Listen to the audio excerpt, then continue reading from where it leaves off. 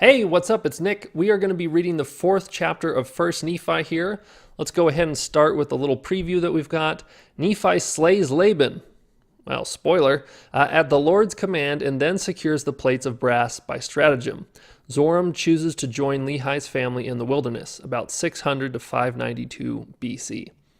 And it came to pass that I spake unto my brethren, saying, Let us go up again unto Jerusalem, and let us be faithful in keeping the commandments of the Lord. For behold, he is mightier than all the earth. Then why not mightier than Laban and his 50, yea, or even his tens of thousands? So remember, at the end of the last chapter, Laman and Lemuel were like, Laban's probably got 50 guys, a little small army that could come kill us. Like, why should we go back and try and get these plates? And here Nephi's saying, like, it doesn't matter if he has 50 or 10,000. Like, we have God all-powerful on our side. We're going to be okay. Therefore, let us go up. Let us be strong like unto Moses. For he truly spake unto the waters of the Red Sea, and they divided hither and thither. And our fathers came through out of captivity on dry ground, and the armies of Pharaoh did follow, and were drowned in the waters of the Red Sea. Now behold, ye know that this is true, and ye also know that an angel hath spoken unto you. Wherefore can ye doubt? Let us go up. The Lord is able to deliver us, even as our fathers, and to destroy Laban, even as the Egyptians. And now when I had spoken these words, they were yet wroth, and did still continue to murmur. Nevertheless, they did follow me up until we came without the walls of Jerusalem. And it was by night, and I caused that they should hide themselves without the walls. And after they had hid themselves, I, Nephi, crept into the city and went forth towards the house of Laban. And I was led by the Spirit, not knowing beforehand the things that I should do, which I should do. So this is a really famous scripture in the church. It kind of goes with that scripture that we saw in the last chapter saying that anything that God's commands will be able to accomplish. It's that sometimes we get a commandment from God. We don't know exactly how we're going to accomplish that, but if we have faith and we are connected with his Spirit, we'll be able to do that. Nevertheless, I went forth, and as I came near unto the house of Laban, I beheld a man, and he had fallen to the earth before me, and he was drunken with wine. And when I came to him, I found that it was Laban. So Laban all of a sudden literally stumbles in front of Nephi, drunk as a skunk. And I beheld his sword, and I drew it forth from the sheath thereof, and the hilt thereof was of pure gold, and the workmanship thereof was exceedingly fine. And I saw that the blade thereof was of the most precious steel. And it came to pass that I was constrained by the Spirit that I should kill Laban, but I said in my heart, Never at any time have I shed the blood of man, and I shrunk and would that I might not slay him. So big thing happens here. Now, Nephi's feeling through the Spirit, sort of God's way to communicate with people, that he should kill Laban. This is not a small thing, right? Like taking someone's life, like a horrific thing to do. And yet he's feeling that God told him to do it. This is sort of like with Abraham was told to like sacrifice his own son. Like, you're asking me to kill someone, let alone in that instance, it was someone, it was his direct son. But here, he's asking him to kill Laban. And so Nephi said, and I shrunk and I would that I might not slay him, because he's like, I'm not about to kill somebody. That's completely wrong.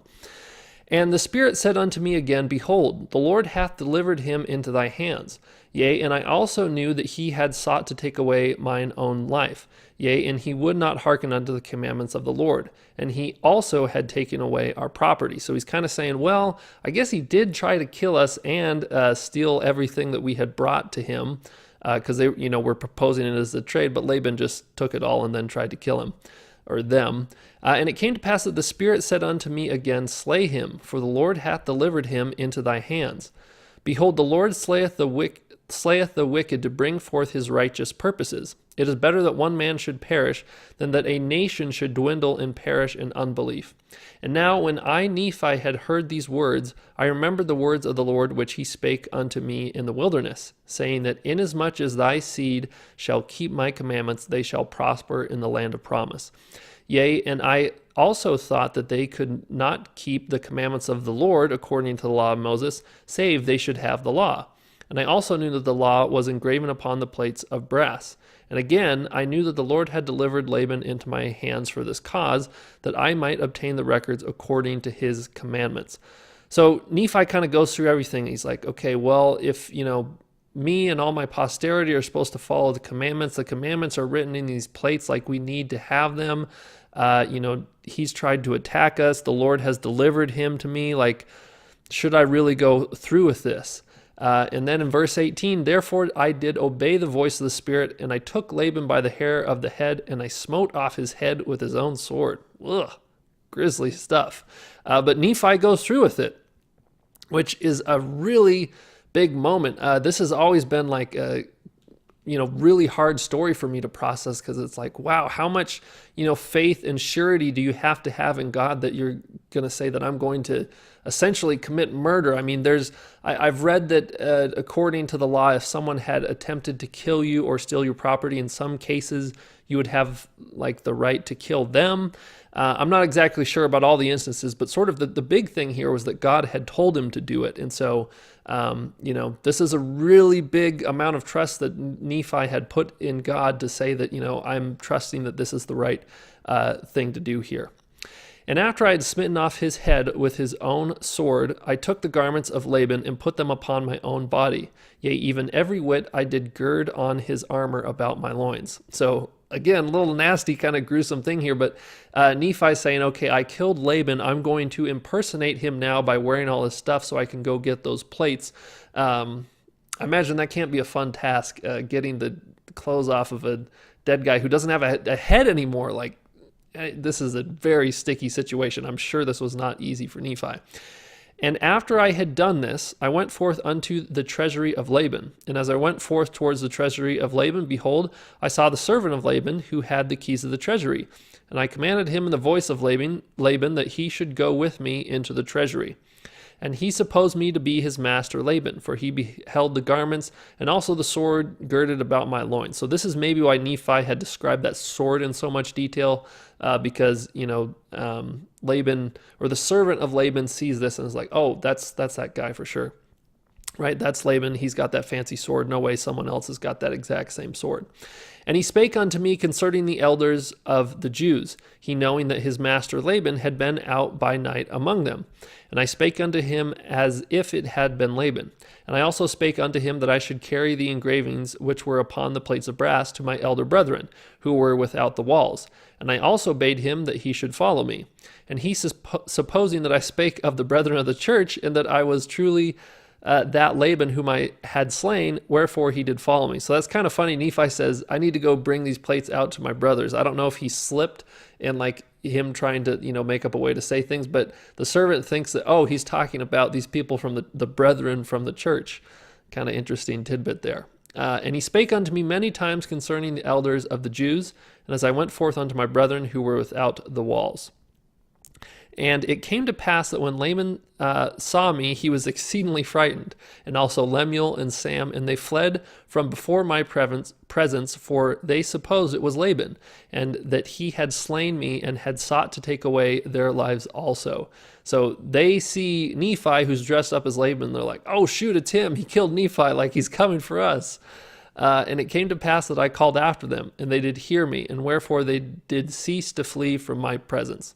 And it came to pass that when the servant of Laban beheld my brethren, he began to tremble, and he was about to flee from before me and return to the city of Jerusalem. So now his brothers realize, oh, this is just Nephi. The servant's like, oh, this is not Laban, and he gets freaked out. And now I, Nephi, being a man large in stature, and also having received much strength of the Lord, therefore I did seize upon the servant of Laban, and held him, that he should not flee. So apparently Nephi's ripped or overweight. He's large in stature, that much we know. And it came to pass that I spake with him, that if he would hearken unto my words, as the Lord liveth, and as I live, even so, that if he would hearken unto our words, we would spare his life. And I spake unto him, even with an oath, that he need not fear, that he should be a free man like unto us, if he would go down in the wilderness with us. So he's saying, hey, we're going to let you live if you come with us. You can be a free man with us. It's a little bit of an ultimatum here, because it's, hey, if you don't run, we're going to kill you. But he's saying, it's going to be fine if you come with us. We're not trying to hurt you, but we can't have you go back. And I also spake unto him, saying, surely the Lord hath commanded us to do this thing. And shall we not be diligent in keeping the commandments of the Lord? Therefore, if thou wilt go down into the wilderness to my father, thou shalt have place with us.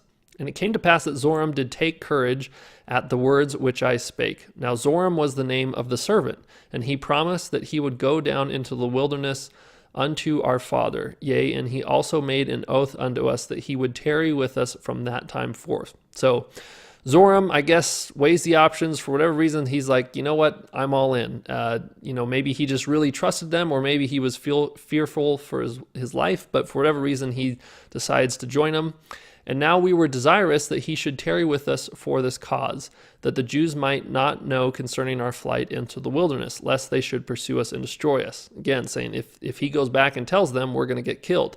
And it came to pass that when Zoram had made an oath unto us, our fears did cease concerning him. So they're really trusting Zoram here. They're like, if you've made an oath, we really believe you. And it came to pass that we took the plates of brass and the servant of Laban and departed into the wilderness and journeyed unto the tent of our father. Whew!